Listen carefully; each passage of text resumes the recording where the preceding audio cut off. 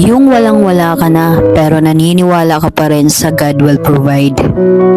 Yung ang dami mong problema pero naniniwala ka pa rin sa everything has a solution. Yung ang dami mong di magandang pinagdaanan pero naniniwala ka pa rin sa everything's happen for a reason. Yung pagod na pagod ka na pero naniniwala ka pa rin sa everything's gonna be okay. Yung gusto mo na sumuko pero naniniwala ka pa rin sa keep going and achieve your dream. Yan tayo bilang isang tao. Kailangan nating maniwala kahit pakiramdam mo imposible. Pero alam mo ba, walang imposible sa Kanya. Basta tuloy mo lang ang mga ginagawa mo para sa sarili mo.